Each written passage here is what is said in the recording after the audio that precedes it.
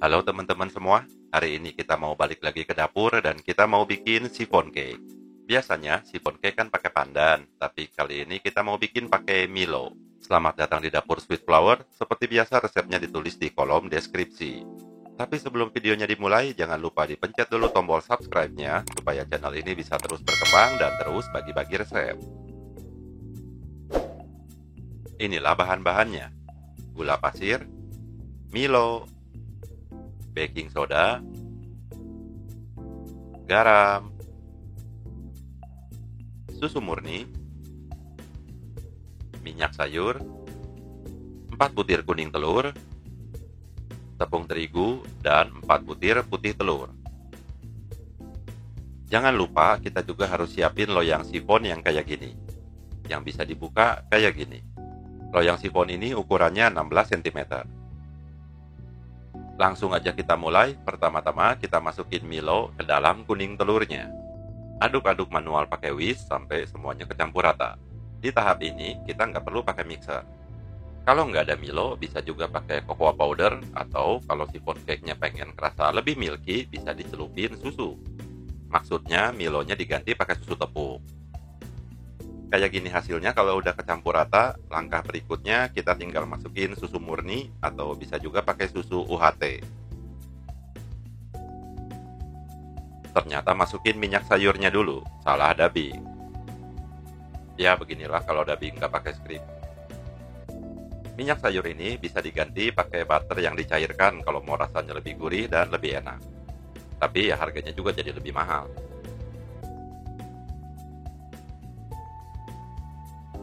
Kayak gini hasilnya setelah kecampur rata. Berikutnya masukin susu murni atau susu UHT.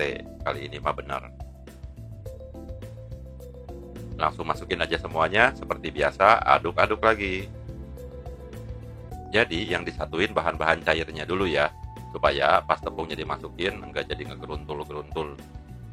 Ngegeruntul-geruntul itu menggumpal. Oke, bahan cairnya udah disatuin semua. Sekarang sebelum masukin tepung, kita campur dulu tepungnya pakai baking soda sama garam. Oh iya, sebelumnya tepung terigu ini udah disaring dulu ya. Mungkin teman-teman ada yang bingung, apa bedanya baking soda sama baking powder?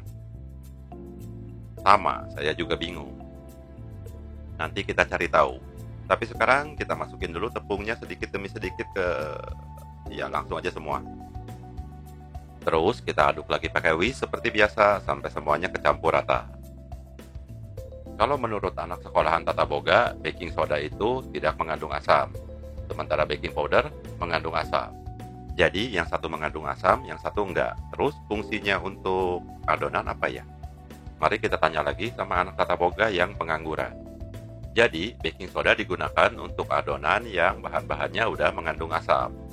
Jadi kalau lagi ngaduk terus ada keringat yang masuk ke adonan, itu berarti adonannya asam. Ya pokoknya gitulah. Langkah berikutnya kita tinggal bikin meringue pakai putih telur pastinya. Emang pakai apa lagi? Masukin gulanya, terus kita kocok pakai mixer sampai teksturnya soft-pink. Jangan sampai terlalu kaku, soalnya kalau terlalu kaku nanti pas dicampur sama adonan yang tadi susah nyatunya. Kocok putih telurnya pakai mixer kecepatan sedang. Jangan pakai kecepatan tinggi karena takut ditilang. Maksudnya supaya tekstur soft pinknya jangan sampai kelewat. Ini videonya dicepetin beberapa kali lipat ya, jadi jangan dikira kecepatan tangan kami secepat itu. Itu reflektornya jatuh lagi. Tekstur meringue yang kita butuhin buat bikin kue chiffon kurang lebih sama dengan tekstur meringue yang kita butuhin buat bikin macaron. Dan penyebab kegagalan paling banyak yaitu di tahap ini. Jadi harus lebih diperhatikan. Kayak gini hasilnya kurang lebih meringue yang dibutuhkan. Mulus, mengkilat, dan tidak terlalu kaku. Di bagian ini agak lama videonya supaya lebih jelas lihat tekstur meringue-nya. Udah jelas? Udah jelas? Jelas kan?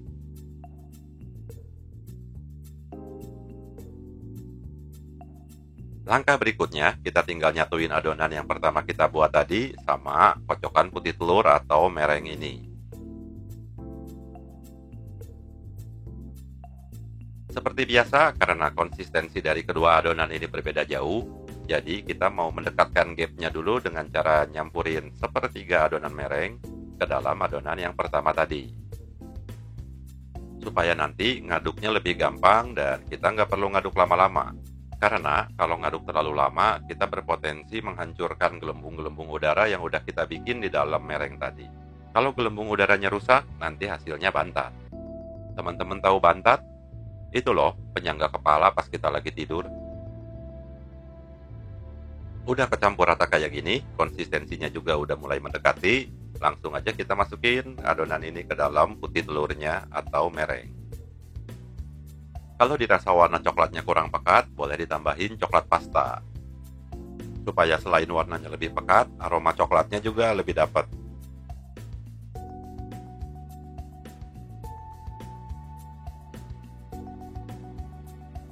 Terus kita aduk-aduk lagi pelan-pelan pakai teknik folding sampai semuanya kecampur rata sama nggak ada lagi yang bibirinjilan.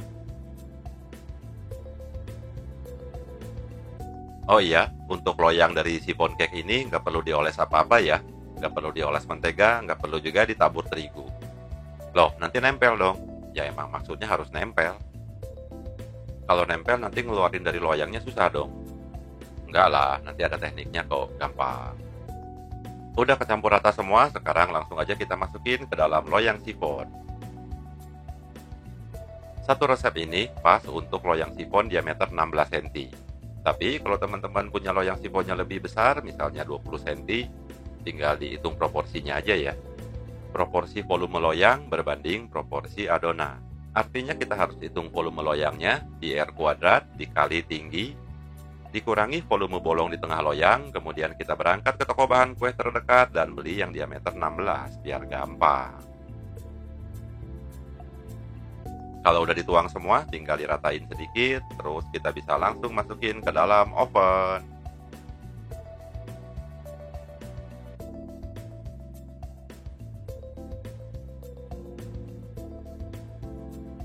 Masukkan ke dalam oven yang panasnya udah stabil, suhunya 170 derajat. Waktunya kurang lebih 50-55 menit. 170 derajat, tapi kok di situ tulisannya 185 derajat? Jangan khawatir, itu termostatnya memang ngaco. Kalau udah mateng, kita keluarin dari oven, terus kita siapin botol. Tapi botolnya yang kaca ya, jangan yang plastik.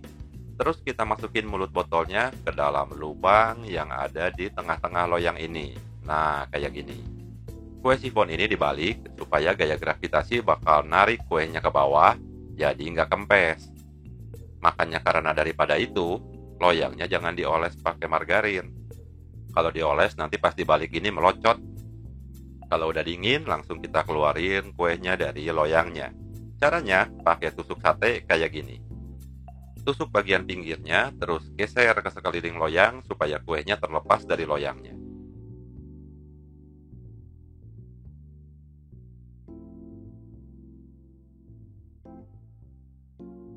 Jangan lupa yang bagian tengahnya dilepasin juga ya. Kalau cuma pinggirnya doang yang dilepasin, ntar sama aja nggak bisa lepas.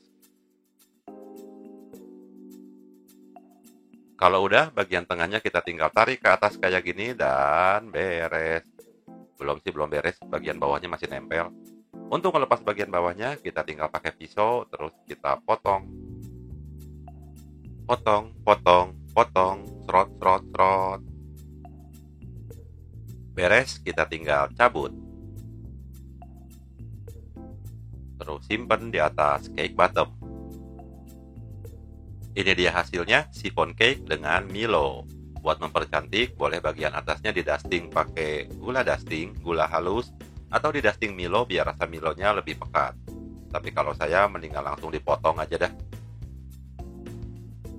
Soalnya penasaran juga, pengen lihat tekstur bagian dalamnya cukup spongy atau enggak. Ternyata spongy, bagus, lembut, dan mantap deh. Tuh, kuenya bisa geol-geol kayak gini. Oke, sampai sini dulu videonya. Selamat mencoba resepnya. Sampai jumpa di video-video berikutnya dengan resep-resep yang lain.